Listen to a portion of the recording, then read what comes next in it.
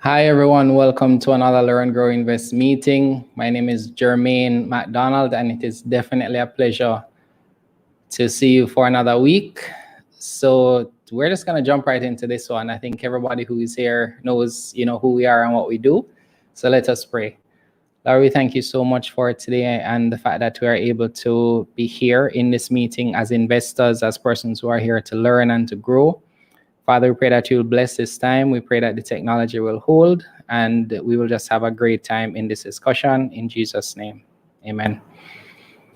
All right, so thank you guys for joining us. And I'm going to ask you to do something for me. Please share this video, share it with a fellow investor. We want you to help us grow the Learn, Grow, Invest community. And so let me bring on my two guests here today. We have Andre and Chike. Hey guys. Hey, everyone.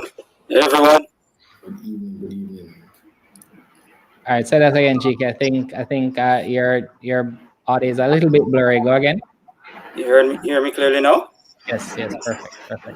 All right, so I'm just gonna hand over to you guys. I'll be in the comments, taking any questions or anything like that. So what we'll be doing today is just kind of following up on the session we had in January to just highlight some of the stocks that we're looking at.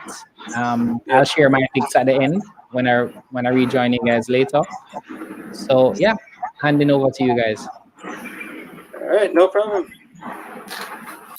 All right, Chike. So, when last time we had our discussion, I think it was towards the end of January. We chose a bunch of stocks, and I mean, if I was keeping track of both our selections, I would have seen some of them actually move, quite considerably against, where the prices were at the end of January. I mean, the index itself, as at the last time we met and had our discussion, the JC combined index would have moved from around 381,000 points to 397,000 points as at today. So, I mean, it shows that, confidence is coming back to the market. Some of the companies have been performing well, and, it seems that the worst of the pandemic is behind us.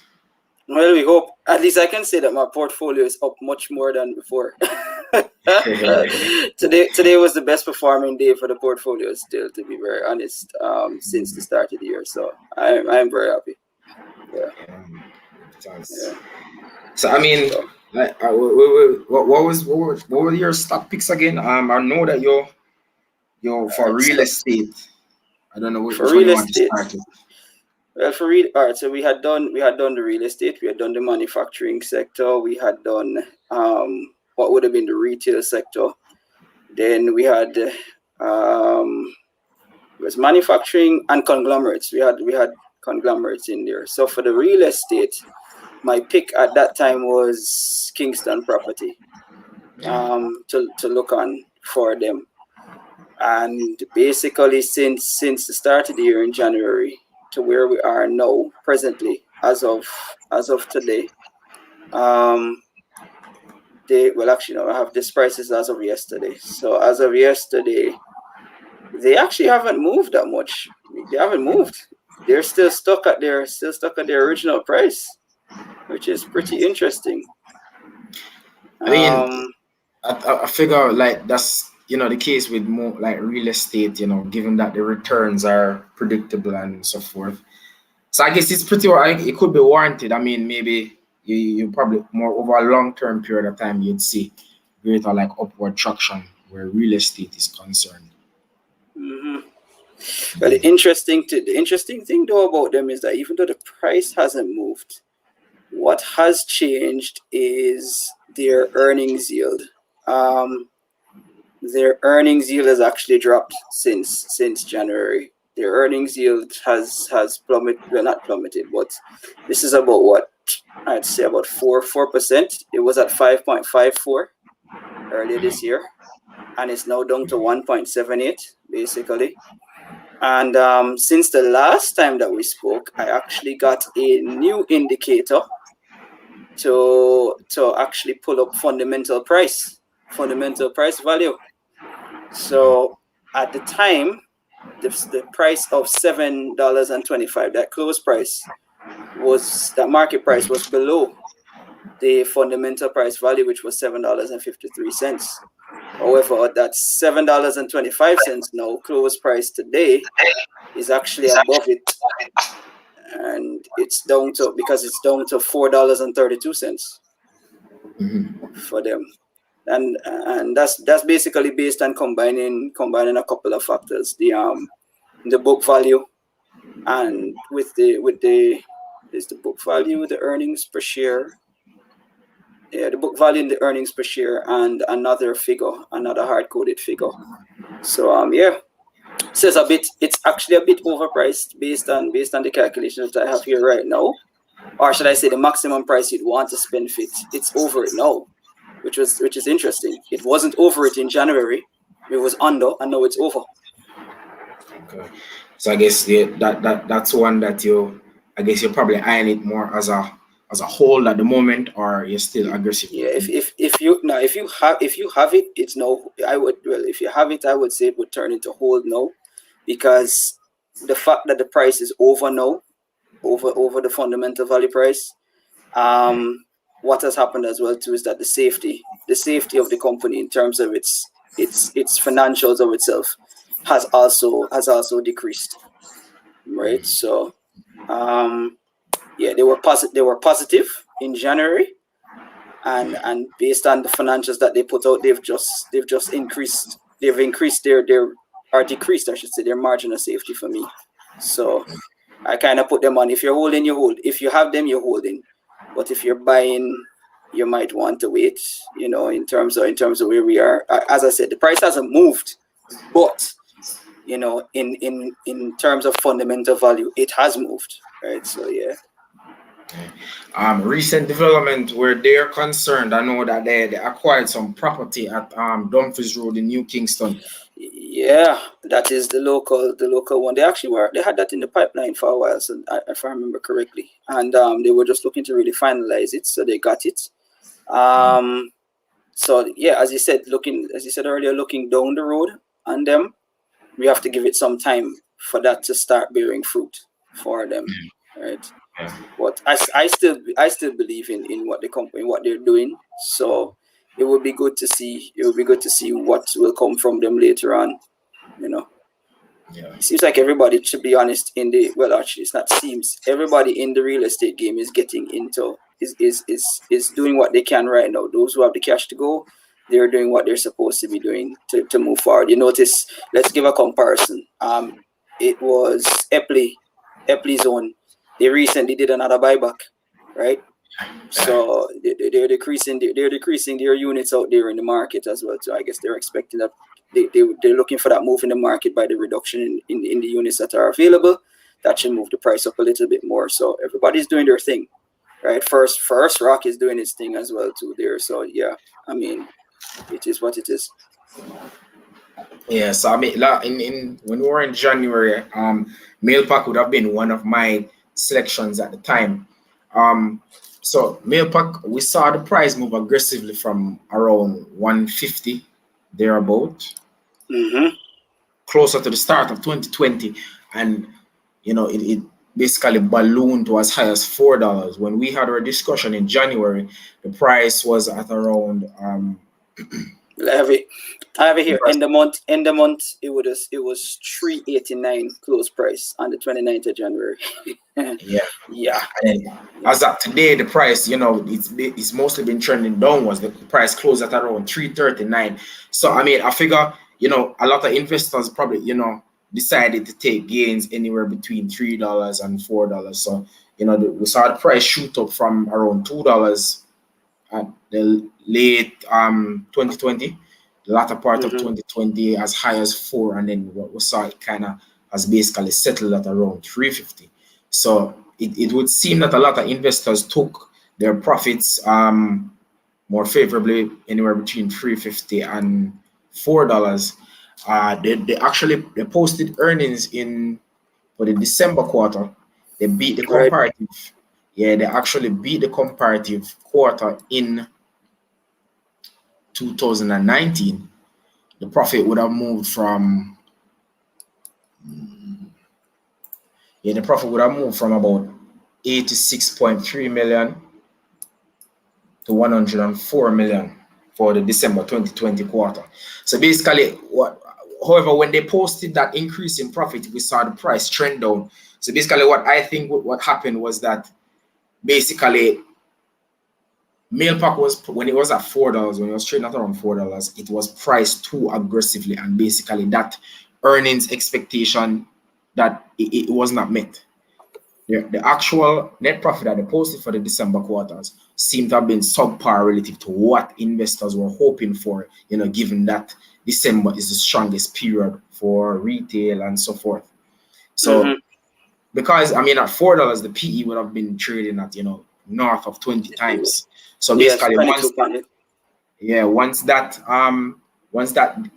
net profit for the December 2020 quarter, it beat in 2019 quarter, December 2019 quarter, but probably not by a long shot. So some investors probably, weren't satisfied. So we see the price trend back down to 350, and it's basically been averaging there for the longest while. So here's the sweetener. The sweetener was that when it was in January, when that price was up at the close price was 389 in January, that earnings yield was 4.3%, 4.4% basically, call it that. Let's round it up, right?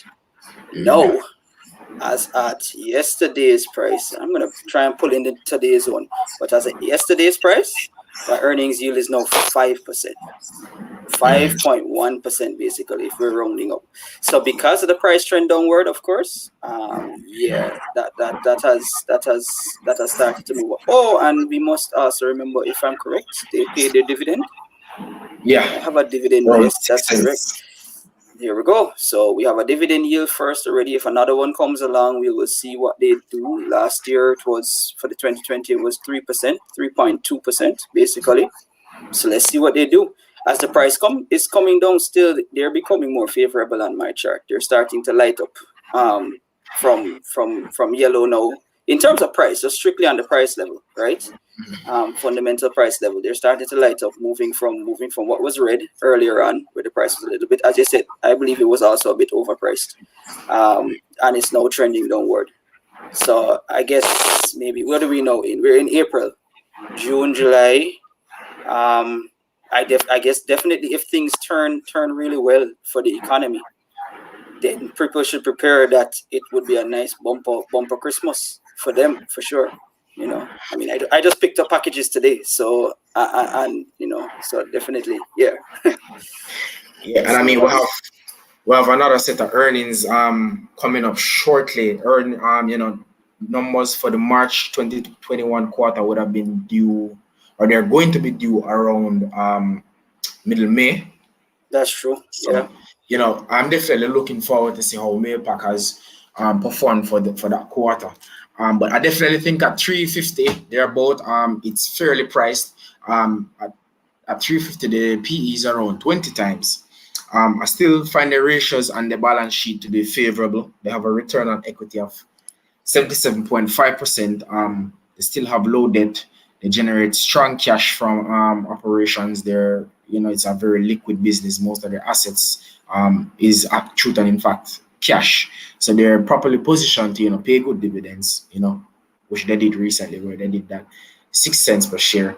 When you look at the performance of the stock year to date at 350, it's up 27.3%, and over the last 12 months, it's up 122%. So it's definitely a great stock. I'm watching it. I remember, they have that partnership with PriceSmart, and when the lockdown weekends basically just started at 5 a.m., you'd see PriceSmart jammed. Yes. 5 a.m. Yes. When curfew would just start. So you'd want to believe 3 more. And we have more coming up. So you'd want to believe that those PriceSmart customers, in order to avoid, waiting in line at 5 a.m. in the morning, they'd exercise, using online and having Mailpack deliver the orders. But that's most definite, because even I am a customer of PriceSmart. So I went there, and the owner, there was people there in the curbside pickup easily. And the time that I chose just happened to be early enough that there was really nobody really there, so could physically go in. But honestly, anytime it's going to be crazy like that. And it was proven as well too that when you tried when the whole the lockdown started for the weekend, we tried to actually look and see when we could get curbside pickup, and it was a whole like 5 days away pretty much, because the people had already run in. So take that as whatever you believe at that point in time. Definitely. I agree with you. Nothing is really changing for them fundamentally based on the current environment that we're in and they're in. It only just bodes well for them going forward. Those who can use it are definitely using it. That's for sure. Yeah. So I mean, I definitely think Mailpack is a great stock to have, and if you have already, as I say, it's fairly priced now. We expect continued performance from them. My recommendation for Mailpack at this time would more be aligned with a whole recommendation, though. I mean, when it was at $2.50 and below the $3, those would have been excellent times to. Oh yeah, definitely. And then if you were able to correctly, and they always say it's impossible to time the market, but if you were able to time that, purchase anywhere below $3, and then you were able to sell at anywhere close to $4. I mean, it traded as high as $4.50, so if you were able to even go beyond the $4 mark, kudos to you. But yeah, right now I definitely think it's a hole at this time, and I'm eager to see how they're going to perform. Yep. Yeah. All right, so that's Mailpack, and that is the other one was Cape. We have out of the way. So actually, I think sticking on the Mailpack one, then the next one we should move into is Fontana. Yeah, we should move into Fontana. So Fontana was close price at the end of January, $5.77. Fontana's close price, so that's that. Yesterday was $5.92. What do you have for today? For today, let's see. So for Fontana's PE at a price of $5.76, which would have been last week Friday.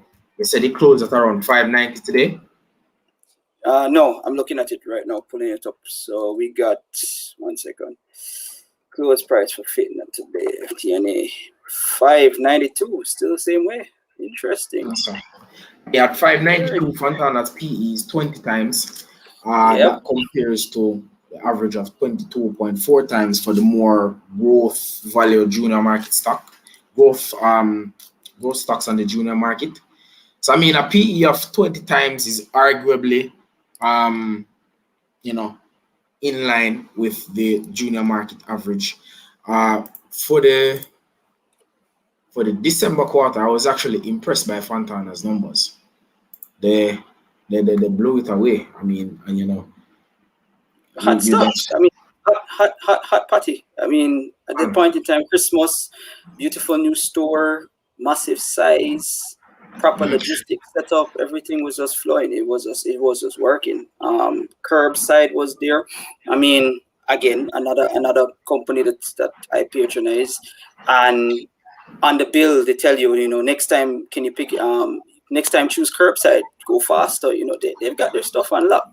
They're doing what they need to do to ensure that things just keep flowing, right? There's just a nice flow with it. So funny enough, well, not funny enough. Looking on them, basically at that same price that they have today of $5.92. Funnily enough, that PE is down, has decreased. Even though it's at 20, by the way, even though it's above 20, it has decreased. It's now running under 20 margin of itself, like nearly flat 20. Call it 21 if you're going to round it up, right? So it's 20.7 basically. And when it was in January, it was 23. So with a trend, it looks like putting it together against there. And the prices increased, by the way, because it was $5.78 in January. It's now $5.92. Yet the PE is down. So yeah, I mean, when you have like net profit moving from 195 million for the December 2019 quarter to 249 million for the December 2020 quarter. I mean, that shows, and then you have a subsequent decrease in the PE, even though the price has improved. I mean, theoretically speaking, if you were to say Fontana should trade in line with, a 23 times PE, that would be a price of over $6, given that you had such a big increase in net profit. Right. And I mean, when you look at the company's income statement for that quarter, its core growth in revenues moved from 1.4 million to 1.5 million, 1.4 billion, sorry, to 1.5 million. And as a result of that, gross profit moved from 583 million to 621 million for the December quarter. So I mean, they just did well, and they were able to curtail their expenses. Admin expenses moved from 342 million to 328 million, selling and promotion from 37 million to 27 million. So, I mean, all around they were able to report increased earnings, basically from growth in revenue as well as expenses. And they're benefiting from that. The benefit of no taxation. No taxation. Correct. Well, I should put out what everybody should remember as well too. It's good to know that when PE is coming down, the inverse is happening for earnings yield. That's going up. So the fact that their PE is coming down, their earnings yield has actually started to increase. So I mean, it's marginal right now, but it's not really that much, you would say, because it was 4.2 in January.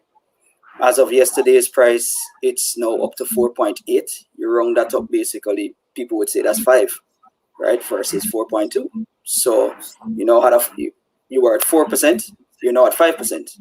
Price keeps, and if that PE keeps coming down, it's going to be even more favorable. So people might definitely want to take a look. Definitely want to take a look. If you're holding, just give it a hold and look at it, because that price is still trending up. Where it was from January is not the same where it is now. So yeah. So with respect to like some of the stocks that I'm actively looking forward to, the December numbers have been posted, and the prices have increased and decreased and stabilized since. For earnings for the March quarter, I'm actually, like, from an industry standpoint, I'm actually expecting, construction to continue to remain resilient. And as such, we discussed Carob Cement the last time we met. Yes, we did. And I'm still confident in Carob Cement. I mean, they posted the December 2020 numbers. Profits were 70% higher than 1.2 billion for the December 2019 financial year. When you look at a breakout of the income statements, revenues were up 13.2%. Gross profit as a result was up 26% to 9 billion, over 7.2 billion for the prior year. And what I liked especially was the downward trend in the company's finance costs. It moved from 938 million to 811 million. Yeah, that was a big move right there, and a very, very impacting move as well too, for sure. Reducing cost easily is gonna up that bottom line net profit at the end of the day, so with no taxation as well too. So I mean, it shows Carob Cement's management team aggressive policy towards reducing their debt, because I mean the borrowings fell 45%. It fell from 12.3 billion to 6.7 billion. Yeah. So well, on the price front, people should not. It shows too, and I would say it shows in the confidence, because on the price front, when we spoke about it the first time, close price was $60. Close price now is over 70. Right. Yesterday's close price was 73. Today's close price is, let's see, CCC. Yeah, it's still 73.27 is today's close price, right? So, I mean, that's a whole $13 basically jumping right there, right? Can't be scoffed at all. And then you have of course their earnings also, and their earnings yield has improved as well too. So the earnings yield before was 4.93, 4.9, call it, and now the earnings yield has moved up to over 5%, basically 5.1%. So, and the PE is, and once again, PE is coming down. PE has moved from 20 and it has dropped below 20. It's now 19. So yeah, I like to see things like that, to be very honest, because when you have PE coming down and good companies, yeah, that's the time I get really interested to see where we're going, you know. So if you're looking at it, might be a good time. I mean, the price, people might scoff at the price because it's high, but then again, those who can, might be a good time to look at them for real. Definitely, man. I think it's a great stock. Yeah. Oh, I think I need some water. Yes. So let's see. So we have that in the construction market, but well, the next one we had, I guess I'll jump to energy. That was Wigton. I'm still confident with Wigton. Wigton is still doing his thing. Every day, Wigton moves volumes. Like literally, I get my emails showing me that Wigton's volume is way over 1 million. Every million units being traded every single day. Extremely liquid stock. And yet here's the funniest thing about that. Wigton's price has dropped down from 74 to 63 as of yesterday. Lost 10 cents, right? And currently that price is actually below fundamental market price value. So let's see today. Today is on still 63 on the close price. So yeah, good opportunity still. So that's a PE. That PE is actually below 10 times. That it is. I think basically what happened with Wigton was that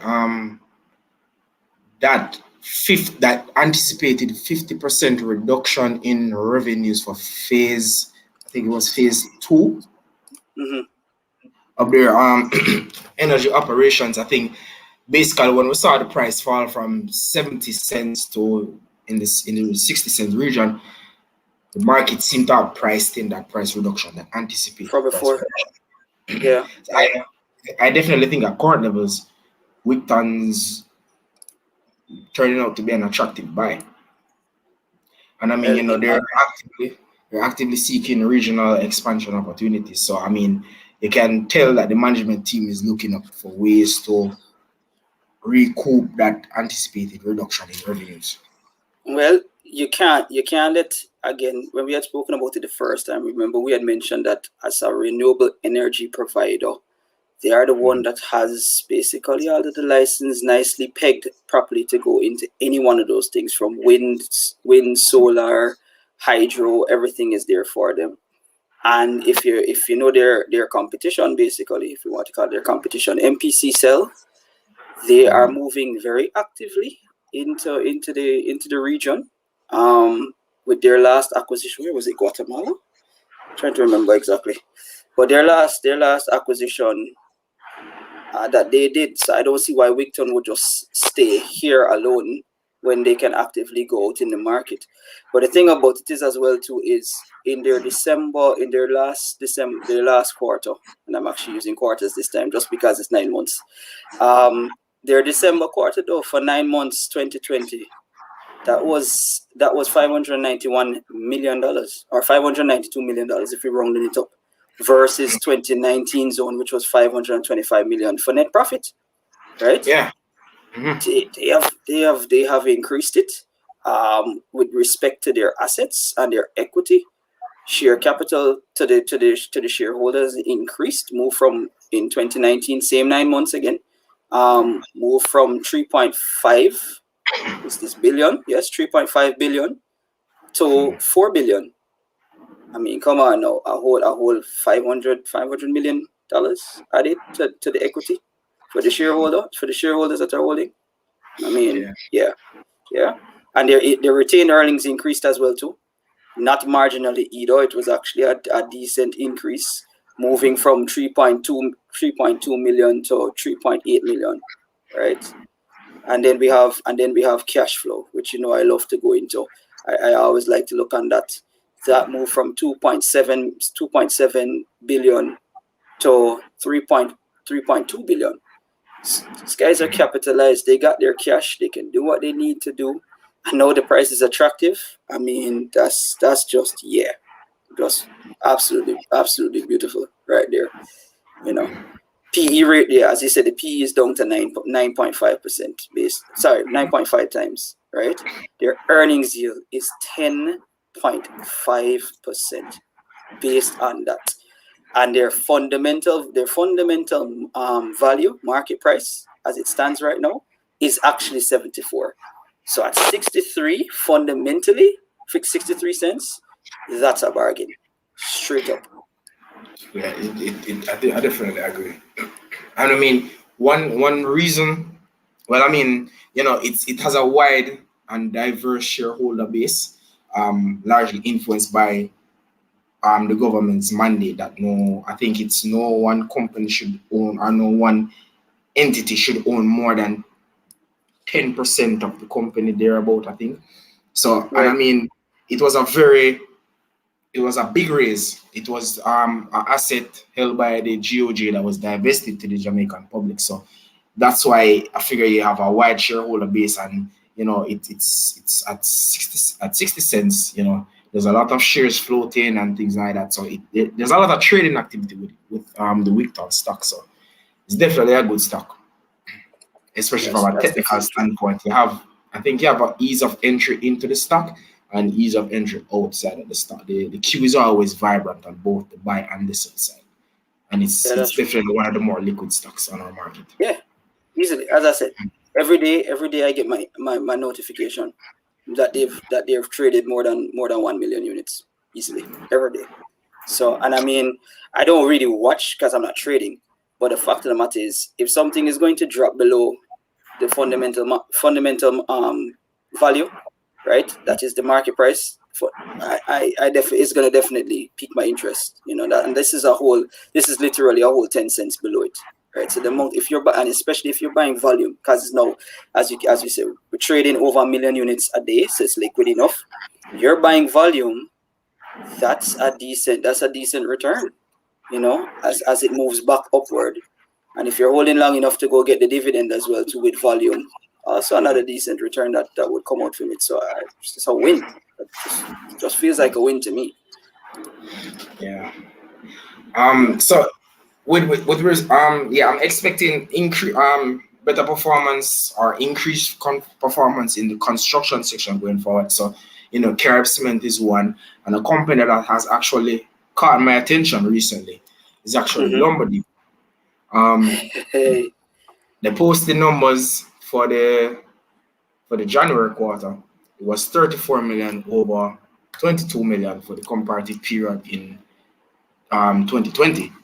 So it's a junior market listed stock, and I mean their performance so far has been great. Let me get you the exact figures. Lumber Depot, on a year-to-date basis, the stock is up 50%.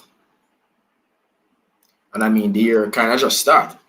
And over the last 12 months, the stock is up 100%.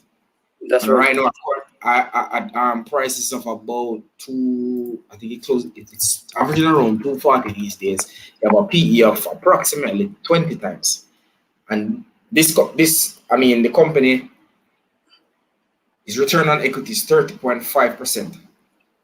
Its ratios are basically favorable. I mean, it's low debt.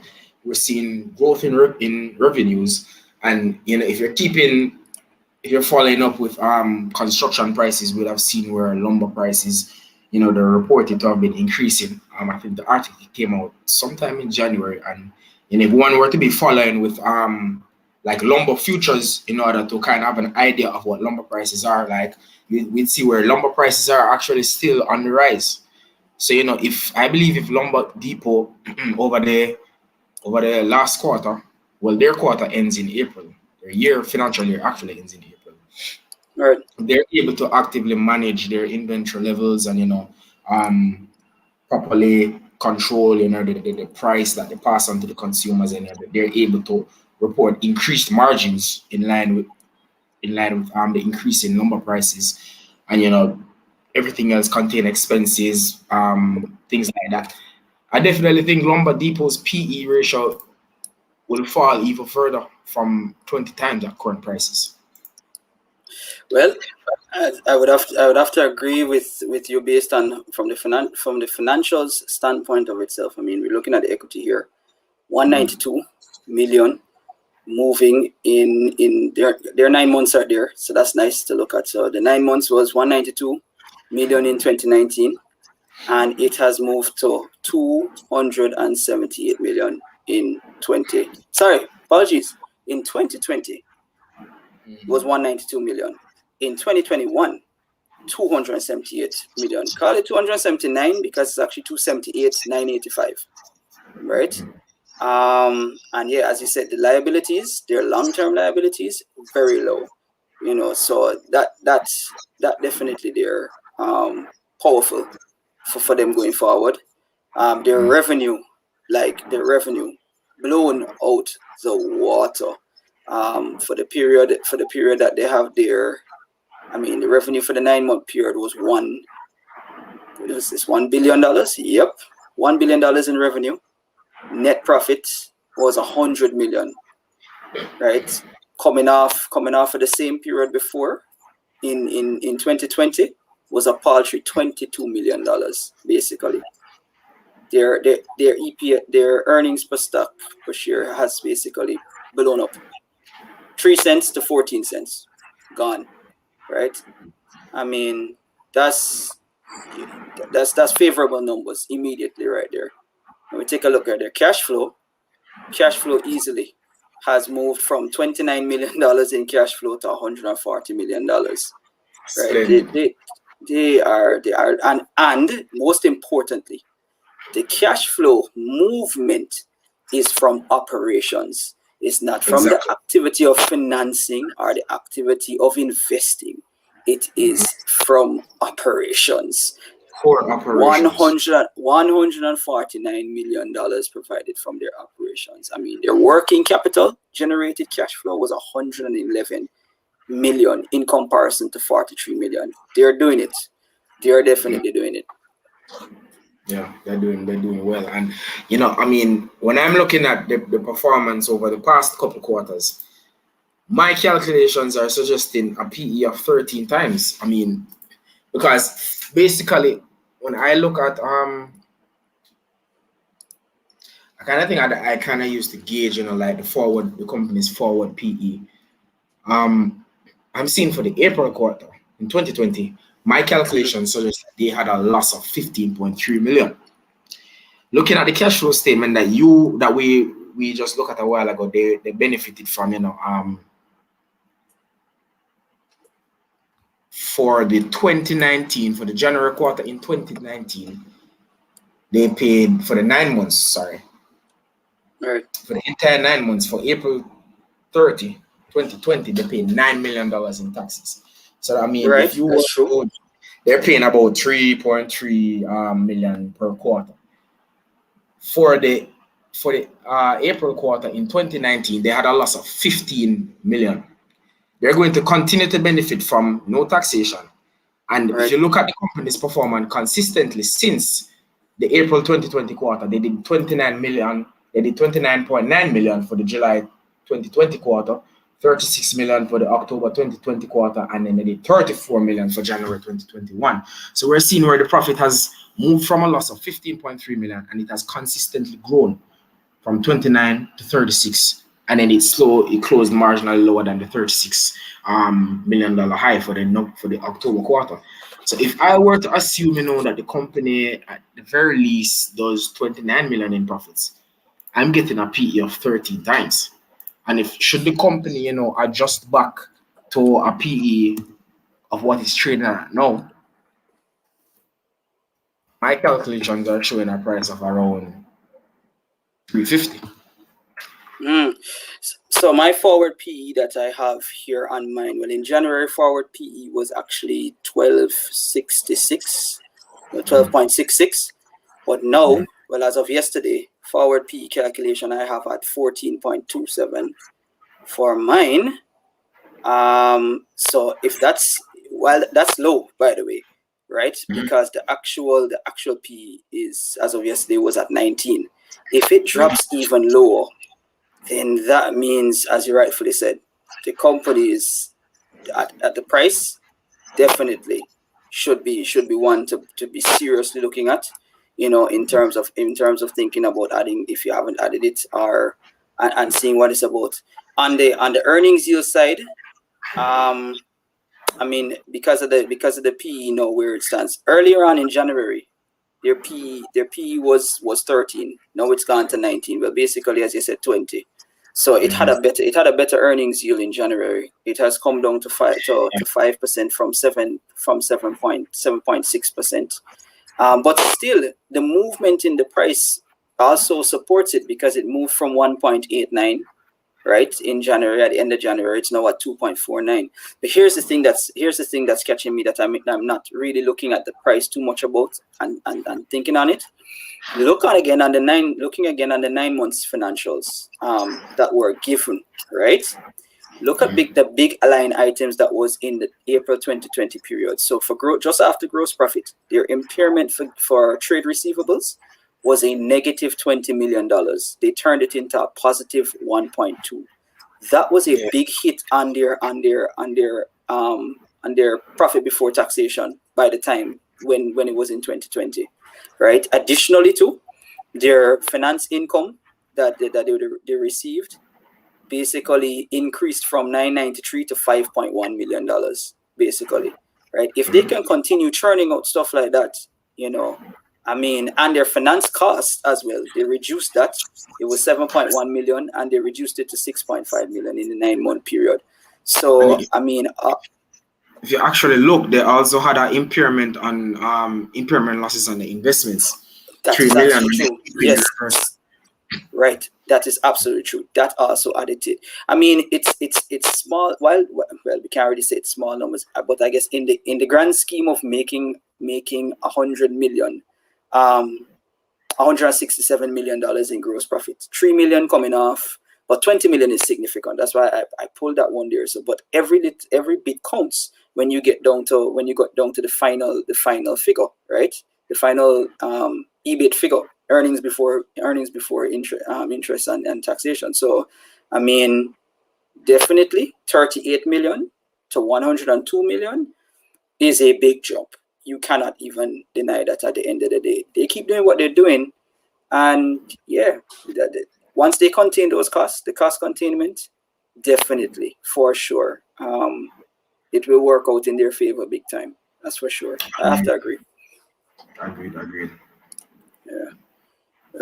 Well, let me see. For me, what did I do? This is any one of my off the cuff ones that I was thinking about. I'm trying to remember. Who have I seen popping up? I didn't really have. What I was thinking about was actually NCB again. And why was I thinking about NCB? Because I'm thinking about that Guardian listing that is coming up. I really am. And them coming back to market here, because it's a part of NCB. So at the end of the day, it adds to the balance sheet line, right? It's gonna add there to the earnings as well for the conglomerate of NCB. So that was one of the ones there. And currently we know that NCB has had a depressed price from its highs since pandemic and everything. Unfortunately, they're not paying dividends, even though Bank of Jamaica opened back up. But it should not be discounted the fact that when NCB does finally pay a dividend, based on the money that they've kept back, it really should be a very good dividend that is paid. And the price that they're at right now, compared to where they were from before should not be frowned upon. Definitely more than like definitely very favorable. Very favorable. So I mean, I'm thinking that's my off the cuff one that I'm thinking about because of just the outside factors of Guardian relisting and the fact that Bank of Jamaica has opened back up the market to the financial institutions to allow for big shareholders to be paid. Yeah, that's a proper knock-on effect. That should bode well, right? For those who are holding a company like NCB. Right? Yeah. So that was mine. I think we need to let's see. Outside of that, well, what was the next one? Should we take? Well, I know that the one that I definitely love was Carreras. They did it. They did what they're supposed to do. They continue to do what they're supposed to do. That's just it. And the funniest thing about it is well, the price has moved, so it shows it moving from 680 and it's now basically close to $9. PE has jumped up only marginally though. That's the interesting thing about them.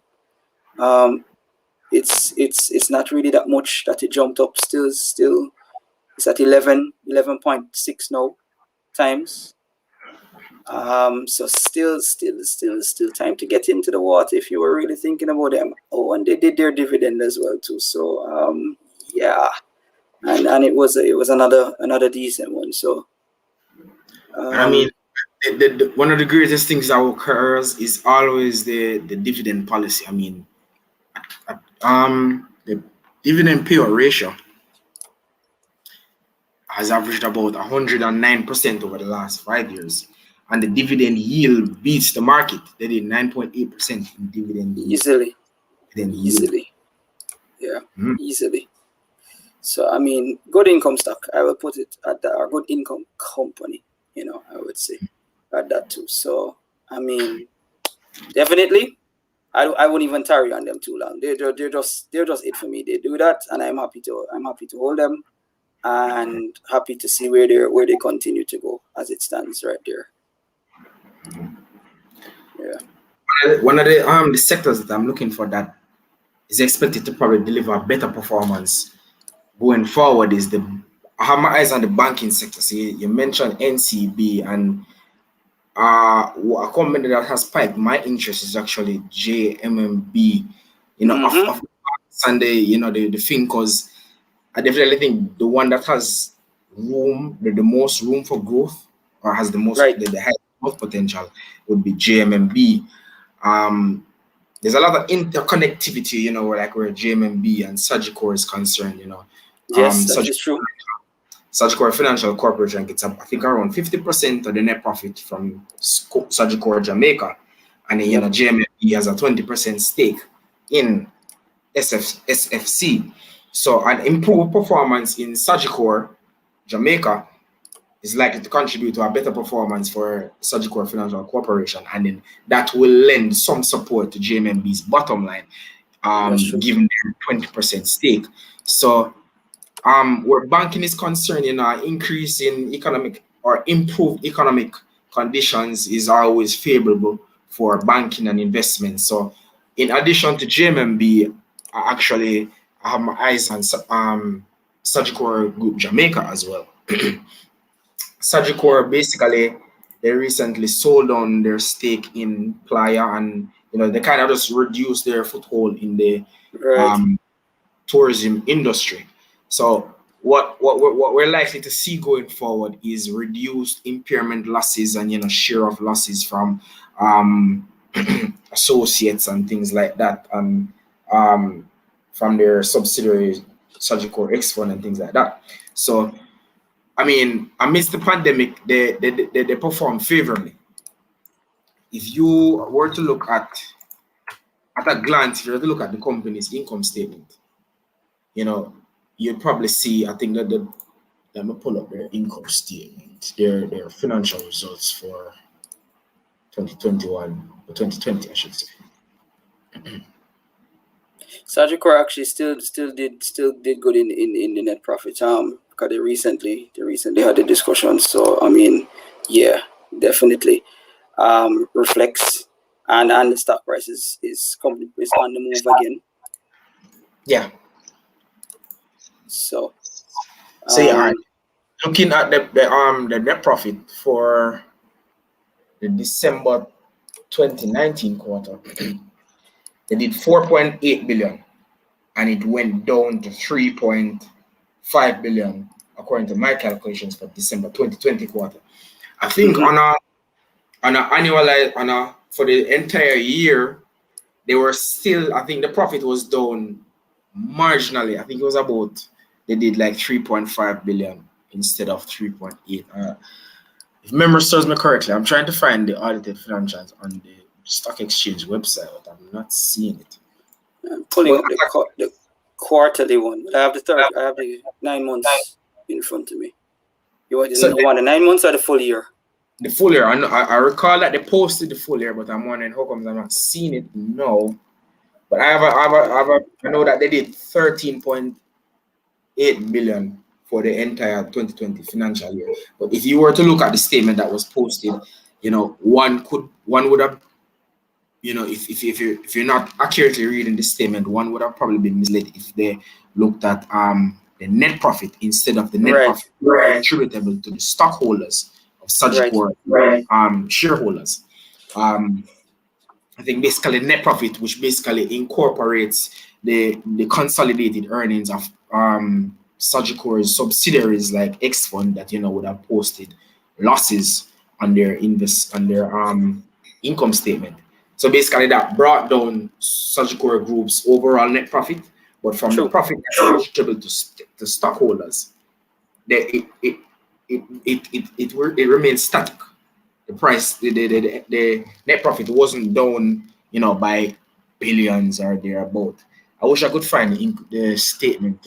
Well, I actually have, so the third quarter one I have, and that was the net profit attributed to shareholders. That was basically a 5% change. Basically, from the September 2020 period to the September 2019 to 2020 period. So in comparison to the actual revenue of itself, total revenue, which was an 11% change. So you're right, that hasn't really moved. But then everything should be taken in context of where we are. Sagicor is not going anywhere, so it's just where it is right now. Them working through everything, and expect that on the turn easily they'll be doing their numbers again. So there's no question about that, definitely. Yeah, so I just pulled the quarterly, and yeah, they did the net profit for the year to date for this one is June, September one.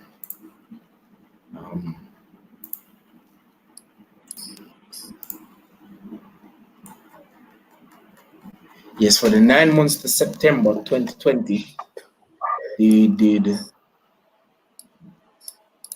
the income statement would have shown 5 billion compared to 11.3 billion for the year-to-date period to September 2019. But if you look at the profit that's attributable to stockholders of the parent company, it's actually 10.3 billion compared to 10.8 billion in 2019. So I think sometimes maybe some investors, it kind of misses them that when companies like these have like a 50% stake in, or they have 50% or a little bit above, they have to consolidate their subsidiaries' earnings into their overall numbers, and that can sometimes mislead investors. I think for me personally, it has been what are the indicators that they report on all the time. So they're always reporting on net profit, you're always reporting on gross profit, etc. Unless you're digging down into the, like what we're doing now, and you're digging down into the financials of itself, you look and say, all right, they've had a dip in their net profit, they've had a dip slightly in their revenue, but has the overall fundamentals of the company changed? No, it really hasn't. They've basically done, or they are doing what is required to get them efficient, on track, in looking at seeing just the move by reduction in their stake in L.E.A.R.N. is just that, to get back on that efficient path, basically, and remove a loss making entity, if that you view it like that, or that's how one wants to view it, and getting back on track. So digging down in the numbers tells a different story versus just taking what is the reported indicators, or the nice stuff that everybody likes to talk about. So and I mean, as it stands right now, there's been price movement over the last 2 days, to be very honest, because in January their price was at 51. Yesterday it had dropped down to 49. Right, today it has actually come back up, and it's at 50. So it's basically just $1 or so off of its January figure, right? And the PE stands at 22, call it 23 times, right now, versus in January the PE was at 13. So I mean, definitely there's more favorability for it in terms of where it can go, where the market price should really be at going forward. So I think, as you rightfully said, it's not just the main the flashing lights of what are the main headlines. Dig a little bit deeper and you see something different, So and I mean, looking at the premium, which is their main generator of revenues, their premium business, we see more net premium revenue move from still doing it 0.4 billion to 37 billion. And I'm encouraged by that growth in their main in their core revenue lines. And I also look forward to seeing what they're going to do with the proceeds from the sale of their stake in Playa. So they have a lot of cash sitting on, looking for homes, looking for deployment. They mentioned that they want to move forward into commercial real estate and real estate. So let's wait and see. And as I said, improved performance in Sagicor Jamaica is likely to positively affect improved performance for GMMB, for Sagicor Financial Corporation, and ultimately GMMB. I mean, for GMMB, in addition to the outlook for better performance from Sagicor, but they also raised around $6 billion in preference shares.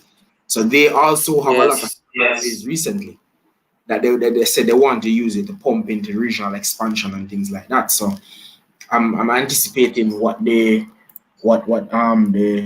return on investment for those proceeds raised will look like. Yeah, we're gonna see. We'll give it time. We're gonna definitely see where they are. I think basically, well, and the next thing too, actually, we forgot to mention that part. Sagicor is about to pay a dividend, 61 cents, and that's an open dividend, if I'm correct, right? Because that's one after the BOG has said they can open the gate, so it's not going to be limited to just small shareholders. Yeah, if I'm correct on that one, 61 cents. So that's going to our large shareholders. Who is that going to? Sagicor Financial, etc. All those who have their stake in Sagicor, with Sagicor Group of itself. So yeah, the payout has started in that. So look to the connected companies to see how that impacts their bottom line as well too. So I mean, the BOJ's decision to relax the restrictions on dividends, was basically a good look for the whole finance industry. So, JMMB is likely to benefit from that as well. They'll be able to pay dividends to shareholders owning more than 1% of the company. So that's an awesome bonus for JMMB. And, I like to look at the ratios. I mean, a PE of 15 times compared to a sector average of 22.36 times is a discount to the sector. And I mean, JMMB is basically trading at book value. Its price to book is 1.05 times. So, it's priced attractively, and I'm definitely keeping my eyes peeled on JMMB. Actually, everything about JMMB is currently priced attractively because their PE is, as you said, it actually dropped from January. It's down now to 9 versus 9.2. The earnings yield has moved from 10 to 11. We have, with that being said, we have a proper margin of safety. So it has actually increased in their margin of safety. So from a fundamental standpoint, GMMB is definitely it. Even more so, their fundamental price of itself, purchase price or market price, if you want to call it that, is in January, it was below. The price at $31 was actually below that number, which was 44. And as of yesterday's price, which was $31 close price, it's still below because that number has increased now to 49. So that would have been that's technically the maximum fundamentally, the maximum buy price on the fundamental side that you would easily want to. So 31 versus 49, yeah, there we go. Speaks for itself. Yeah. So, I mean, you know, another company that's expected to greatly benefit from the payment of dividends going forward is Panjam. I think Yes. Sagicor or Panjam has around 1 billion Proper stake. Yeah, they're looking forward to a 1 billion dividend payment from Sagicor, given their stake in Sagicor. So we might see some improvement in Panjam's numbers as well and their stock performance. Easy knock-on effect in terms of that. They are their number 2 top 10 shareholder. Yeah. Easy knock-on effect. 1.18 billion shares that they hold. So definitely, that's going to be a proper knock-on effect for them. Yeah, and I mean, looking at Panjam's performance, their exposure to BPO through the stake in ITEL BPO has a favorable performance. The great performance of the BPO sector locally, and Panjam also enjoyed great performance from their stake in Walkerswood. So that would be the exposure to the manufacturing sector. So Panjam is also a FinCo that's likely to benefit. We're likely to see some improved performance from them going forward. The interesting thing about it is, though, and I've always found it, is that Panjam, the investors don't treat the price the same way because their price has been depressed. Their price moved from 67 to 62 as of yesterday. It had constantly gone down. It still stays depressed. Looking at it now, as of today, closed at 62.48, right? And yet, with everything going on, I don't think the market has priced them in as yet, because if it did, the margin of safety that I have for Panjam right now is just above my threshold of being outside of margin of safety, but it's not much, right? And that would mean that their fundamental price to their market price is actually supposed to be maybe a little bit above, or is it below? Let's see. Well, it's a little bit above. The 62.40 as of yesterday is above that fundamental price, which is $57.24 based on the calculation. But in truth, with everything that, as you rightfully said, that's about to go on, Walkerswood, the inflows from Walkerswood, now resume payouts from Sagicor, etc. And also have to remember that they had a shareholders meeting and they approved an APO. So they're coming for more cash, and we know as well that they manage their financials very well. So expect that. Yeah, that's definitely something that's one to look for sure. Their APO definitely would be one to look for. Yeah. Definitely. So I mean, I think as it stands right now, definitely thinking to get in right now before it finally gets priced in, because I'm looking at the comments and Nikki Graham did actually put it out correctly. Pre-COVID, we're coming from $90 for that company. You're at 62 at this point in time. They're gonna get their money. They're coming with their APO. They're gonna get more cash. That means they're gonna be able to put it out. They're not ones to slouch in paying their dividends as well too. So yeah, you might want to think about if it's time to jump in the water and say, listen, let me buy and hold and get ready and ride the wave back up, the expected wave, I should say, that would come back up, you know. David says it's looking like a US $100 million APO. So that's eager for that offer. They go big. Thanks, David. For sure about that. They go big. So yeah, definitely. And that's the thing. We did talk about it last time about companies that they might have a high stock price and it might be a turnoff. But the truth is, when you dig down into the fundamentals, you recognize that even though the price might look high to you, fundamentally, you're getting a great company at that particular market price that people, for whatever reason, the price is depressed, you know, hasn't started to move again, you know. And again, reference back to what Nikki stated about what their pre-COVID price was. It was 90, right? Yeah. And it's now at 62 with everything going on. Companies like that you really want to pay keen interest in or even step into, simply because they are performers. They've been proven performers for years gone past and years to come. I think I might have just lost Andre. He's gonna, yeah, I did. He's gonna join back in a short while. I'm sure.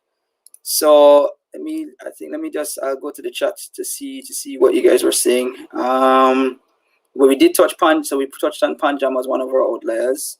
We touched on a couple of them that were being discussed in the chat from what I'm seeing. So we did Lombo, we did Panjam, and yes, there's some comments that I want to pick out. Definitely, connecting the dots. That is extremely important. Being, you know, you don't just look on the flashing lights, as I said, as I stated earlier on. It's not only about the net profit.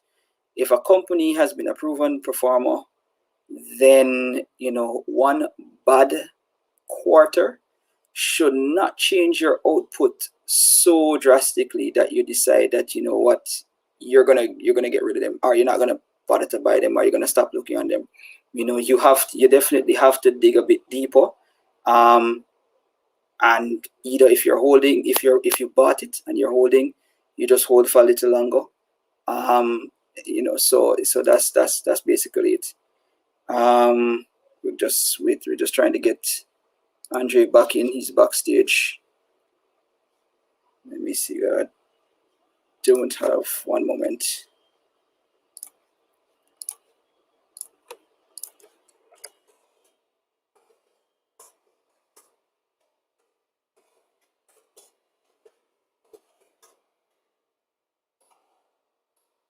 Right. So he should be back in a short while. So until he gets back in, and I'll recap it again. Well, I don't want to go into any of the companies that he had spoken on the last time, because those definitely are his own. Another one based on sticking with the financial companies, I would think another one that we'd want to be looking at. Let me see what I had here. Or actually, not the financial. It was sticking on the. Oh, Andre, you're back. Good stuff. Sorry about that.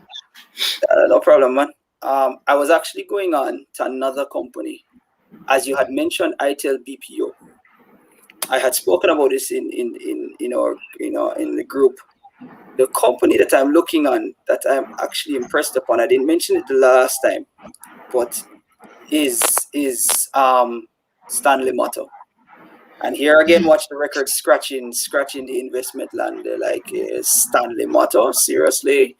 But yes, absolutely, very seriously. Stanley Motor, I recently decided to chart them, and believe it or not, their current price is so depressed from even their IPO price.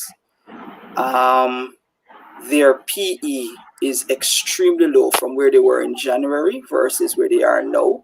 From 14 moved to 4. Their earnings yield is an astronomical 21%.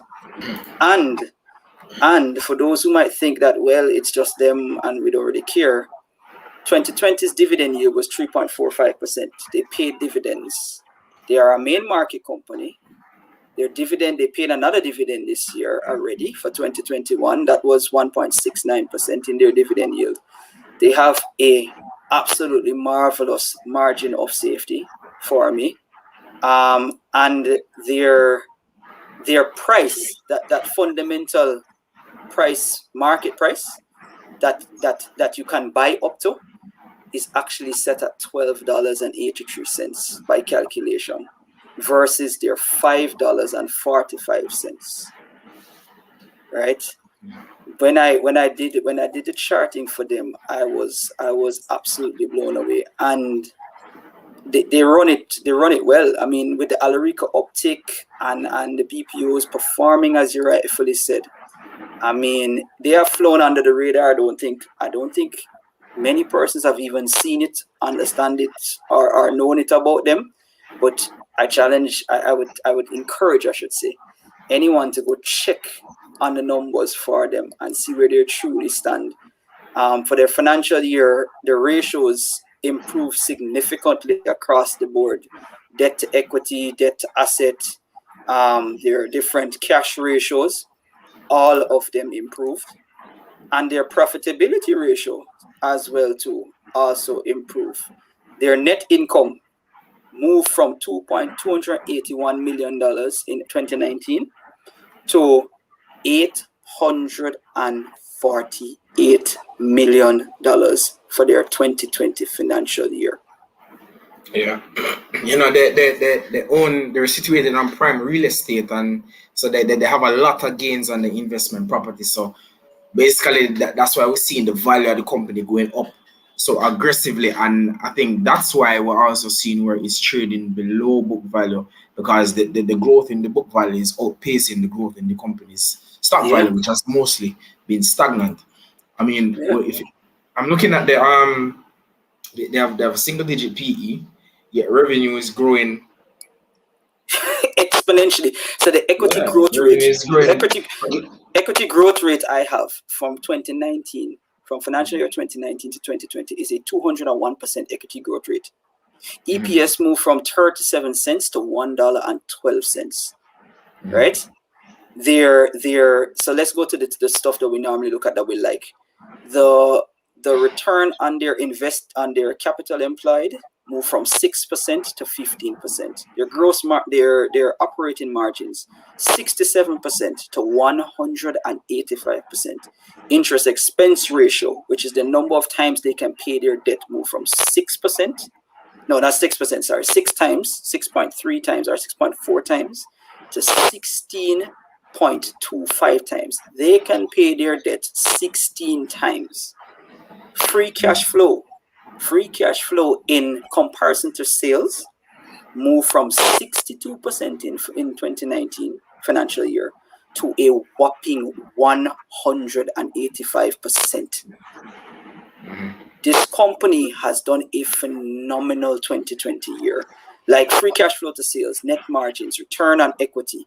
Return on equity in 2019 was 7%, moves now to 17% in 2020. The return on assets moves from 36% to 47% based on the calculations that are there. They're doing it, and they're flying under the radar, and it's like, I'm thinking to myself, wow, at that level, of that price level, as you rightfully said. David said it as well too. Their stock price has never traded basically above the IPO price, and it's basically always been trading below book value. I love companies like that. Those are the companies that I like to look at, because they're financially sound, they're financially improving as well too. And this is not no small jump, it's big jumps, right? They're financially improving, yet they're at a complete bargain. And again, we all like to look on the main market companies. It is our belief that the main market companies their management is more mature, right? Here you have a main market company with a market price that is only $5, with a fundamental value price that is at $12, that you can still buy it and still you'd be below the maximum price that you should think about buying it at if you're doing it by fundamentals alone, right? And yet not moving, and it's paying dividends, right? And it's doing it in a pandemic, and it did those big gains in a pandemic as well too. I mean, it's just it's crazy. Yeah. You know, Yeah, so I definitely agree, and I mean it's the nature of real estate. Mostly or the rule of thumb or the general idea is that it's a great play for income. So normally, real estate companies provide great dividends and things like that. I mean, at current prices, I definitely think Stanley Motor is a great dividend play. You just want to be guided by your ease of entry and exit into your position into the stock, right. which I definitely think affects the stock's price. Yeah. Well, I mean, for me personally, if you buy and hold at this price here, I can't fault it. I mean, you get your income if you're looking for income, constantly going. You know what I'm foreseeing happening is that they pay a big dividend, and then everybody's shocked. Are there the flashing lights which we spoke about earlier on? The net profit is going to come out, and everybody's going to go, huh? But it was already there. The thing is, no company in both directions, no company crashes or improves immediately. You can if you trace back the financials, you can always see where they were going in those steps. If you're doing it in that fundamental way, at least that's what I've observed, right? So it's good to see a company like that flying under the radar, because for those who look fundamentally at companies like that, you're like, okay, yeah, Yeah, So I definitely agree. yeah. And now All right. So, no, go ahead. So one start that I think we both were looking at a while back would have been GK. I told the audience I wasn't going to get into the ones that you had picked at the time just because of that, and yes, you got it. So yeah, GK, we had spoken about that was flying under the radar before. By the way, in terms of the market value, I'm gonna let you go first, and then I'm gonna say my part. So go right ahead. So in terms of the market value, I mean, GK is definitely a value stock, and it's a large cap stock. It's a conglomerate, and what we normally see for these companies that they tend to trade at lower PEs relative to growth stocks. Very true. However, Grace's performance has been like that of a growth stock. It seems as if Grace just listed in terms of its performance. We're seeing double-digit growth in the company's segments, in the company's key net profit key segments that provide the net profits, mainly its money services segment, and then we're seeing double-digit growth in the largest generator of revenues, which would be the food segment. And I mean, if you look at the numbers in terms of like growth in remittances and things like that, for the knock-on, sorry, hold on before you move. Knock-on effect. Jamaica posted the highest set of remittances. Who is one of the biggest players to get that? GK, there you go. GK through Western Union. Yeah, that's definitely correct. I mean, for the December 2020 quarter, remittances grew by 40%. For January 2021 quarter, 38.9%. So I mean, it's highly likely that GK is going to continue to enjoy improved performances under its money services segment. And we had weekends of lockdown. I shared earlier, everybody would have seen where supermarkets were jam packed. More than likely, everybody want them tin mackerel, the Vienna sausages, the tropical rhythm, the grease ketchup and things like that. So I'm expecting continued upward performance or continued uptick in the company's food segment. Right. Indeed. And then I mean, they recently created a M&A unit focused on expansion through mergers and acquisitions. Throughout the start of the year they announced a numerous amount of acquisitions. I mean, the year just started, but they've done more than one acquisition since the year has started. I definitely agree with Theodore White. A lot of our main market companies are still junior market companies in terms of growth. They're growing very aggressively. When we look at GK's ratios now, PE is extremely low still really low for what they are, down at 13.9, basically 14 times. Earnings yield is up at 7%. Decent dividend last year, well, 2.5% dividend yield last year. So I actually, funnily enough, their fundamental value of maximum price, market price purchase is still higher than their close price yesterday, and I'm sure their close price today. Yeah, it's actually sitting for me on my calculation at 92. Right. So if you were to purchase all the way up to 92, you still not be overpaying.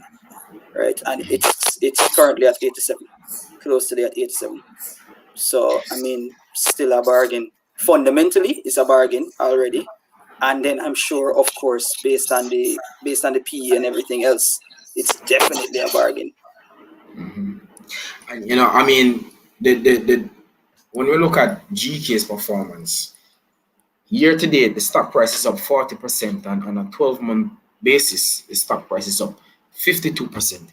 Yet it's so attractively priced that around 14 times. It just shows how aggressively their earnings have been growing, because despite such a large uptick in the company, still very fairly valued at 14 times, which compares to 19 times for the overall main market. As I said, when you look at the company's performance for the 2020 financial year, they did record performance in terms of both revenue and profitability. Yeah. I remember a while back, they celebrated, how GK was able to successfully break that $100 billion revenue mark. And here they are, just probably a year or two later, and they're doing $111 billion in revenue versus the $98 billion for 2019. So, the company is doing great. When you look at the net profit attributable to owners of GK Limited, they did 4.5 billion in profit for 2019, and then for 2020 they're boasting 6.2 billion. I think they did a stellar performance, and I want to see how they're going to continue going forward. And I mean, for a value stock to be displaying such growth stock performance, the outlook for the company is great. Yeah, there's no disagreement there. Absolutely none. Proper company in terms of performance, in terms of management, in terms of what they do, and the only thing, and even better, market price currently, in terms of entry, so that's there. Looking in the chat, actually, I want to pull out one, because I've actually been looking at this company as well too. It was mentioned by Romain Hudson, mentioned Jamaica producers, and they're just acquired stake, right, in shipping, in the shipping company, as he put it there, Geese Line. Yes, shipping, logistics, their manufacturing sector of itself, that's supposed to be huge. And when I look at this, again, we talk about connecting those dots. The main shipping hub, we have Panama, right? Panama Canal and everything there. Kingston Wharves is one of them that's under them. And now they're making sure that they're connecting that line of distribution of getting the product out to other parts of the Caribbean by strengthening that distribution chain of itself, that transportation line by that purchase there. And I think it's technically reflecting in the movement of the price already of the stock, because today's move jumped from 21 yesterday and it's gone up to 24 now. so it actually traded as high as 24.99. Right. And I mean, the 52-week range, the 52-week high is 25. So it's basically traded at its 52-week high today. So the market definitely loved that that announcement. We see the stock price skyrocketed today, And you know, when their post, once the acquisition or the is reflected in the company's earnings, you know, one is likely to see even greater price appreciation. True. Over Well, time. I'll give it even more. The fundamental price, purchase price, market price, if you want to call it, is actually 25. So it's still so their close price at 24 is still below that. Even if it's $1, it's still below that. They have a nice margin of safety. So fundamentally, this company has it together.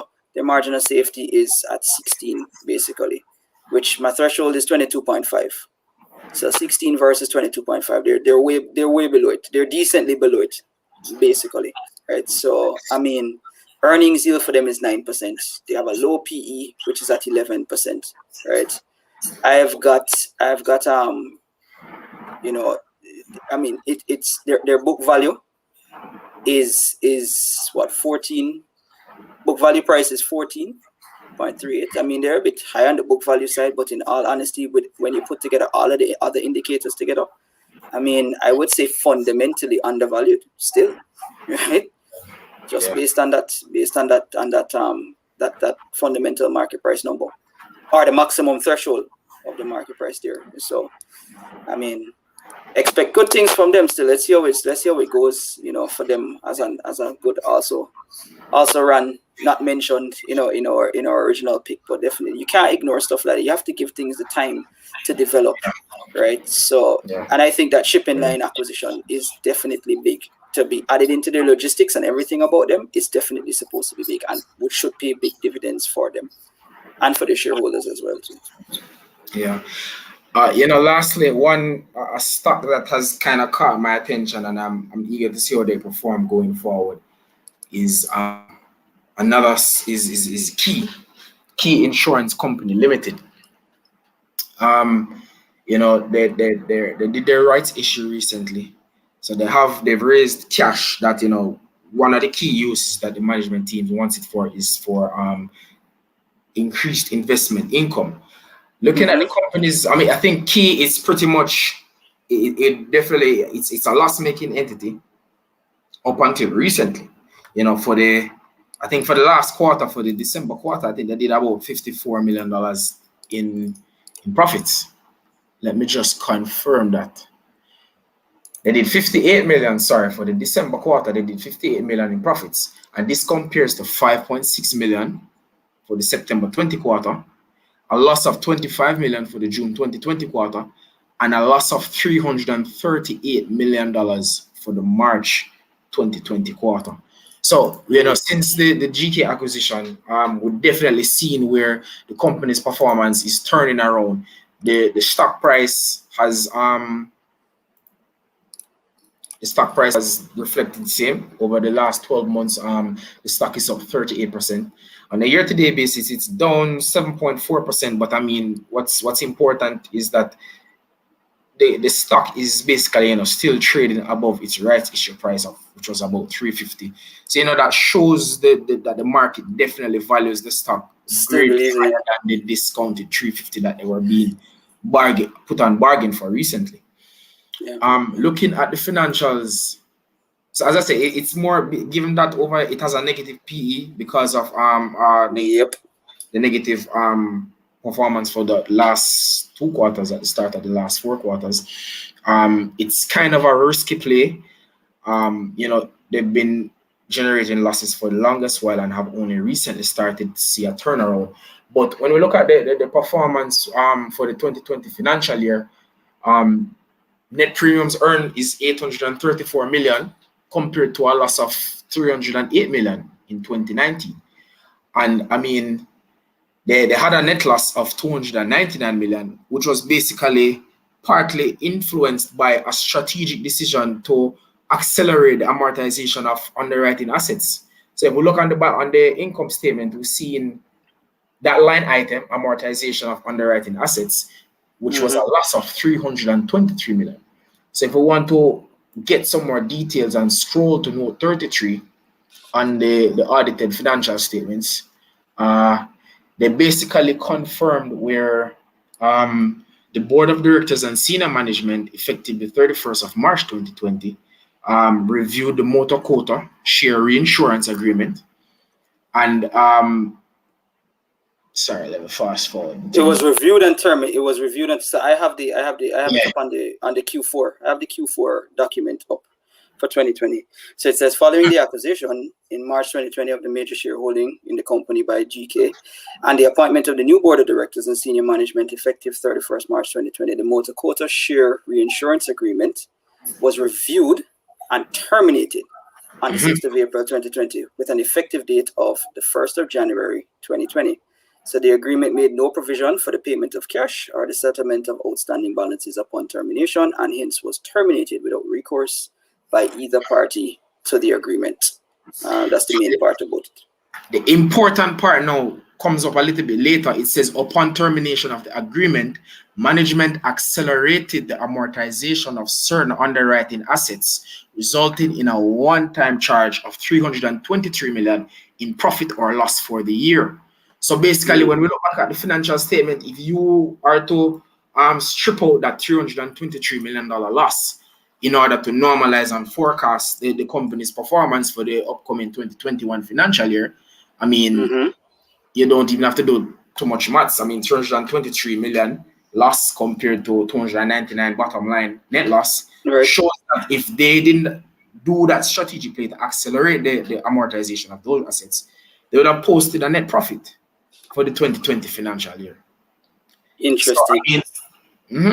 So if that line item, it will no longer be incurred going forward, we're definitely going to be seeing some improved performance from the company's underwriting business. Well,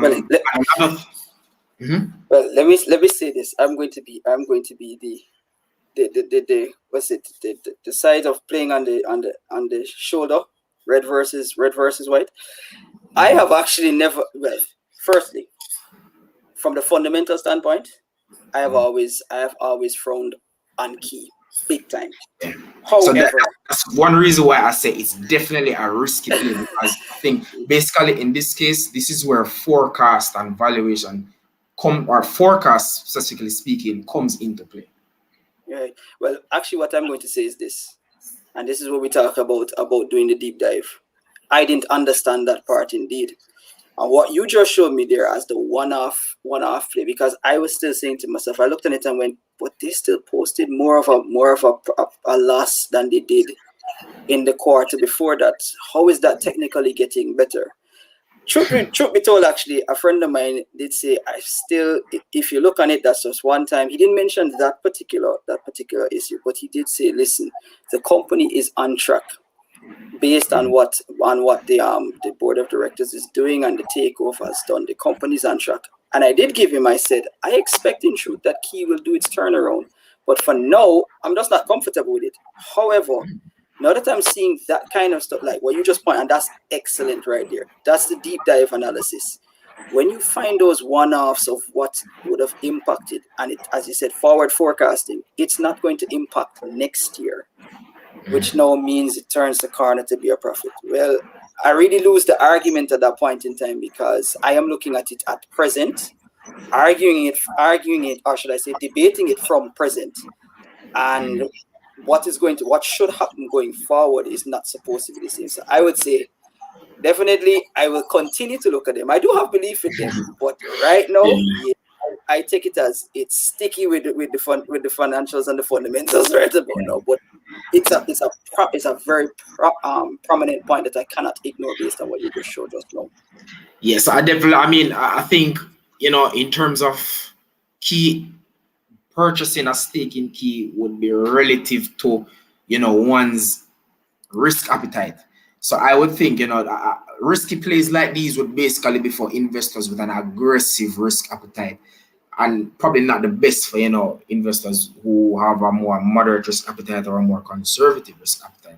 Because, if investments like these will keep you up at night, where you're probably losing, 20% down on your investment in the stock, basically because it's kind of more of a long play, then, a play like this wouldn't be the best play for, someone. But for the more savvy investor with a more aggressive investment appetite, who is aggressively pursuing capital gains and things like that, it's definitely one to consider. You know, if you're in agreement. Again, we are not financial advisors. Advisors, Another, that's we can't stress it anymore. But and another positive outlook for key, you know, as I mentioned earlier, is the expected improvement in investment income. You know, one of the use of the proceeds for the funds raised from the rights issue was right. to grow the investment portfolio and, you know, increase the yield on that portfolio. Investment income was down from 3.9 million to 27.5 million. So I mean, the influx of, I think it was the raise was 600 million, 650 million thereabout. You know, if the bulk of that were to be added to the company's investment portfolio, the yield on that on the investment is likely to, you know, produce a greater dollar value amount. So I got my eyes on it. I want to see how they do going forward. Well, I will agree. I didn't take my eyes off of it at all because I was just baffled by the last meeting that was going on. I was saying to myself, as a matter of fact, to be very honest, it was because of Key that I then started to look on other companies that were a bit overpriced, I would say, at the time. But then I was like, these are more solidly financial companies. Why is this happening? But the truth is, I will definitely state that at the time I didn't understand much more than I understand now. And definitely, I did not pick up that one-time amortization cost, which going forward should not be coming up again. So let us see the next posting in their next quarter, what they're going to do. Because, I mean, fundamentally, as I said again, their PE is negative. Their book value book value price is very low, and their current market price is very much above that. They have literally no earnings yield. That's negative as well too. But as you rightfully said, the savvy investor, the one who is going to make that play for the long haul and understanding it, might genuinely want to see if it fits their portfolio. And for the long term, definitely not the short, but yeah, for the long term. But I agree. I have my eye on them just because I want to actually see them turn it around. Because everybody really does believe that, you know, since GK took it over, it's going to make that turnaround. So I'm there with the crowd rooting as well too. Just my brain is just not wrapping around the fundamentals that I'm looking at in front of me. I'm having a hard time, really hard time, you know, saying ignore this, you know, based on, and I'm just gonna admit it. I'm gonna admit it. Yeah. So yeah. So all right. So where we at 8? No, I think what we're gonna do. What do we have left in terms of? But we didn't do 2 of yours, so let's take the 2. We're gonna do 1 of mine, 1 of yours. The last one for you, I guess. Let's see if you remember your last one the last time, because you had tweeted about it as well too. That listen. If every single time you buy the people them cinnamon roll, something like that, right? Yeah, bring it to the floor. Bring it to the floor. Yeah, man. I mean, Honeybond, boy, I said they had a razor, they had a cinnamon razor loaf that I bought for the first time, and it's a hit.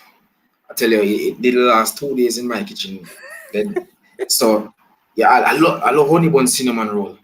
So to see them have a cinnamon loaf, yeah, man, and I mean the calories not even too high. So I bought it to try it out, and it's good. And I mean, Honeybond. I mean, when there are companies that you're genuinely a fan of their products, and you've done your research and their financials are fair, one is inclined to sometimes take the next step and move from just being a consumer of the company's product to being a shareholder of the company. Yes. Yeah. So Honeybond, main market listed company. I think it's fairly priced. It's let me not even say fairly priced, because I deem Honeybond to be more of a growth stock, because in the manufacturing space, it has a market cap of about 2.4 billion, and you know that pales in comparison to a Seprod or a Wisinco, other manufacturing and distributing companies. So Honeybond's PE of 15.7 times is definitely attractive, especially when you compare it to its return on equity to the overall market, as well as its return on equity of 16.9%, which compares to 12.9% for similar listed junior market companies. Right. So its PE ratio is a discount to similar listed junior market companies, 15.7 times versus 19.9, Right. and its return on equity is less as well. So the stock price on a 12-month basis, it's down 15.7%. That's true. Raising on the inverse side their return on equity. Yeah, exactly. Sorry, not return on equity, their earnings yield, which has bumped up now to 6%, 6.4%. Given the decline in price, relative to the movement in earnings. So I definitely think it's a great play. What I find at these times is that well, not at these times, overall, ease of entry and exit comes into play, and it's factored into the stock price, because if, for example, if an institutional investor sees Honeybond's worth but is unable to move into the stock, because they would probably want to do an investment of around 25 million, but then the queue doesn't support it without them having to break the circuit breaker or things like that. Sometimes these things kind of leads the institutional investor away from the stock. So what we're kind of seeing is you're limiting the number of investors that are actively looking to invest in the stock. So sometimes I believe these things come into play and are factored into this company's stock price, and it will keep the stock price stagnant, or it will depress the stock price, things like that. But I definitely like when Well, I'm looking at a revenue increase because I'm looking at the year. Basically, that was the 2020 year. Let me see. Actually, hold on. Let's pull up the quarter if the quarter is there. 1 second. Better than the year. Yep, we got 3 months. So all right. Well, since it's only 3 months, I think I'll just use the year better for the overall. So the year revenue was 1.54 billion versus an increase in 2019, increased to 1.67 billion. That was a overall growth of with their profit before tax moved from 182 million to 191. Now the thing about Honeybond is that they need to get their expenses down. Their SG&A selling and distribution jumped from 277 million to 292, right? Bring in there, and then the administrative expenses also moved from 299 to 333. However, you just mentioned there's cinnamon loaf. So if we dig deeper, maybe we might find that in order to bring all of those different new product lines to the market, they had to incur some cost in doing that, right? In that sense, right? Marketing, etc. So it's item 8 in their financials, but time won't permit us to go into it. But they really do need to do a bit better in the expenses part. However, I will note their impairment on losses was about 406,000 in 2019, and it actually is a gain of $11.7 million. In that, adding to their operating profit bottom line, basically. Before you move on too far, Chike, with respect to the operating activities, I'm looking at the unaudited financial statements for the 3 months ending December 31, and basically the company is saying the cost of production has seen an increase, a sharp increase in recent months, particularly in some key raw materials. So that's respect to the cost of goods sold. And then they go on further to say, whilst the economy continues to recover from the effects of lockdowns, disposable incomes and consumer activity remain muted.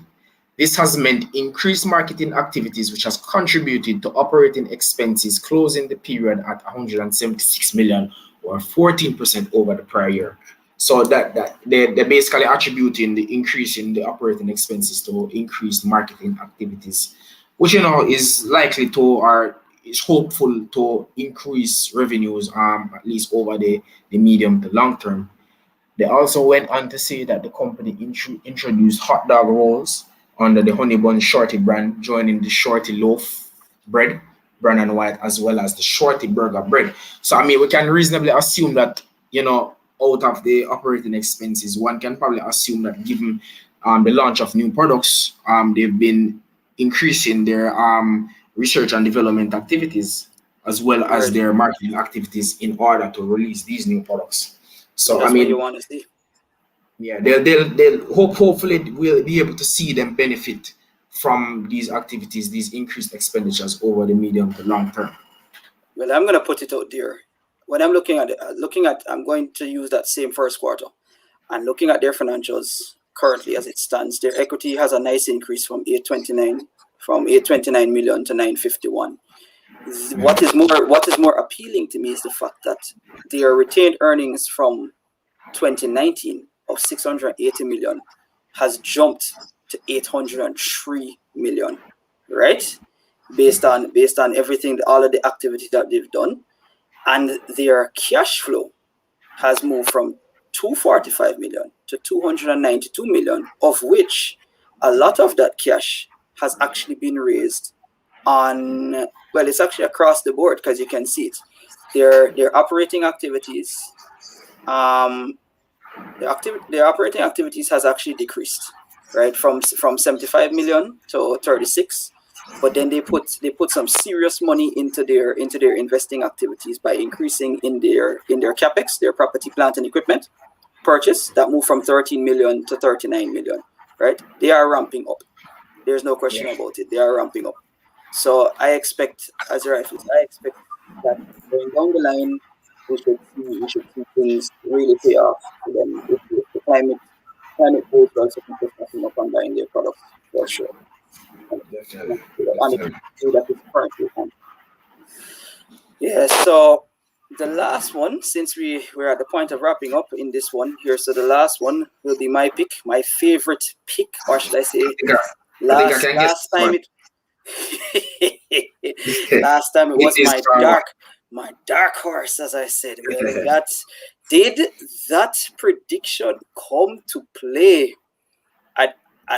I had, by the way, I will say it again, I have no insider information that, however, how that played out recently. Wow. Just absolutely wow. Like, yeah. I was like, but you know what? As I said, I expected that to happen because for me personally, they have the logistics to do it, to back it in terms of, as I said before the last time, they have Biopress has their lab in India.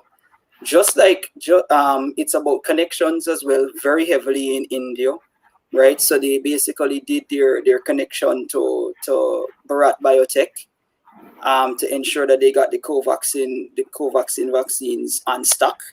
So as soon as the WHO just flips that switch and says yes, approved for emergency use, Jamaica already has vaccines on stock. But I'm not even looking as again I said the last time on that, because right now it's the effort is a humanitarian effort to get as much as the population vaccinated as possible. It's the after effects or the long term where people will need to continue to be vaccinated, right? And if people are keeping up with what has been happening with Indies, connecting the dots on the outside to their company, to their parent company by Biopress. Biopress actually stepped out into the Caribbean next and is actually done a further deal with Bharat Biotech to supply Covaxin to other Caribbean countries, for which some countries have already decided to choose it and put it into use. So you need to you connect those dots and you see exactly what Indies is doing. And then we still have, as I said before, we still have the fact that they have not yet been approved for their other drugs, their hypertension, etc., and the different range of drugs that pharmaceuticals, that they offer in the United States. And they have an actual setup of a subsidiary in the United States. That's where they did their registration to the FDA from. So all of that, once those gates open up for them, I am bullish absolutely on Indies based on all of that. And then coming down, the financials speak for itself. They're still doing it, right? They're still doing just what they're supposed to do. The board of directors, etc., the management is putting their money to work. Their capital is being put to work, and they just paid a dividend. Yeah. So me, I will continue to say I am all things go for indies. Yeah, absolutely, I'm bullish on them in terms of what they're able to give and what they're able to give out. So, Yeah, on a 12-month basis, the price is up 105%. On a year-to-date basis, the price is up 66.4%, and at current prices, we're seeing a PE of 27 times. So what a PE at 27 times is telling me is that investors are pricing in the anticipated growth in revenues given the COVID vaccine distribution locally and regionally. So the market is currently expecting ultimately a high increase in the company's profitability as well. So that explains the recent run-up in the stock price over such a short period of time. Is that the game has changed for them. And then you mentioned the prospects of having their in terms of the US subsidiary giving FDA approval for drugs being developed in that market. So it's a good look for them. The outlook for them is positive. Yeah, that's I mean, as we look on it, their new quarter is out, and as it stands, revenue growth, let's go 3 months, and as I said, we're following on from the close of the year, moving from 193 million to 223 million, a growth of 15%, right? For the entire year was 765 million. Their net profit jumped from 39 million to 47 million. Total assets increased from 927 million in 2020, for that 3-month period, to 1.7 billion, or actually call it 1.8 because it's 1.76. So we round it up, $1.8 billion in total assets. That's a 90% increase in their assets. And their shareholder equity jumped by 14% from 734 to 834 million, right? Now, the thing is, they have increased their liabilities, and we cannot scoff on that. A whopping 381%. So we gotta see how they're gonna handle that. But as I said the last time, I view them as one who like to keep their liabilities to themselves, close to their chest. So they keep it internally, most of it. So they try to pay it off as quickly as possible if it's outside liabilities. That's what I've been observing about them. So I expect them to keep that under proper management and bring it down shortly, or as quickly as they can, I should say. I expect them to bring that down. So yeah, it's just to see what they're gonna do going forward for this new year, this new financial year for them. But they're doing it. Their performance is still solid. They've got great and it's a growth company, as we clearly know. So their performance is definitely there. No question about it. Yeah. So we shared our picks, and earnings season for the March quarter is coming up. 45 days after the end of March. So. March, that's right. Given hopefully many don't delay. I don't think they'll delay. They don't have a reason really to delay this time around. So hopefully they'll be on time. We'll see what it is. But this is exciting times based on the fact of the economy and everything ticking back up. Exciting times. Yeah. So really exciting times. So well, everybody, we didn't get a chance to really answer many questions, but we did actually reference those who had made some good also runs as well, which were actually very valuable also runs as well in Panjam, etc. So again, we can't stress enough, like we make sure to say this is not financial advice. So please speak with your licensed financial advisor about anything that has been stated here, because this is just for educational purposes of us doing the analysis on what we have seen and what comes up in our view, that we like, So we will have, I believe, well, I'm not sure when is the next session, but you'll be told. And Jeremy has just jumped back in, so I'll turn it over to him to tell you all the exciting things we have coming up, because we actually do have a lot of exciting things coming up. Yeah, we do. We're trying to bring you at least one meeting per week. So next week we're meeting with the BI Brains team to create our own investment dashboard. So that should be a very interesting session. Nice. And then a week after that is when we have David Mullings joining us. I know a lot Yep. of people are I'm looking forward to that one. Yes, I Yep. am. Yep. And then the week after that, not to give anything away, but it'll be our 1-year anniversary on YouTube. So we're going to be having some giveaways. We're going to have some special guests. We're just going to be giving away a bunch of stuff. That's all I can say. So we are trying to reach, a really, really large audience for that one. I think the last 12 months have been great for us. So we're bullish on our own community. So we are, really enjoying the fact that we're able to have these discussions. And so, yeah, we definitely just want to build from there. All right, so I didn't get to share my picks. I think I'll share it in another forum. I think we've gone past reasonable time. Yeah. But I definitely want to thank you guys, Andre, Chike. For me, I'm standing pat, so I haven't changed anything in my portfolio. I think I've made some solid picks, so I'm not touching anything. Right. So, yeah. Hold fast. Hold, as I always say, hashtag Don't say it. HFTLH. Hold for the long haul. Yeah. Long game. Yeah. All right, guys. So we definitely will see you next week. Any question that you have after this live, just leave it in the comments below and we'll get to it very quickly. Connect with us on social media, and yeah, we'll see you in the next one. Thanks, everyone. Thanks for joining in. All right, guys. All right.